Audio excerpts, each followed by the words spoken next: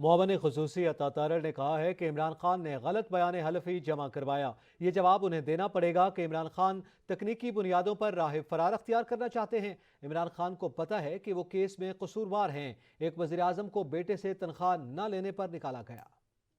किस्मती से इमरान खान न्याजी साहब ताखीरी हरबे इस्तेमाल कर रहे हैं, तारीख पे तारीख ली जा रही है और केस को मेरिट पर बहस करने से वो गुरेजा हैं। वो इस केस के मेरिट पे बहस नहीं करना चाहते, वो तकनीकी बुनियादों पे राह फरार इख्तियार करना चाहते हैं। इनका वतीरा बन चुका है कि वो तोशाखाना की करप्शन हो तो ये तारीख पे नहीं आते, वो ये टिरियन जेड वाला केस हो, टिरियन वाइट वाला, उसमें ये ताखीरी हरबे इस्तेमाल कर रहे हैं, तो ये इनको आके मेरिट पर बहस करना होगी।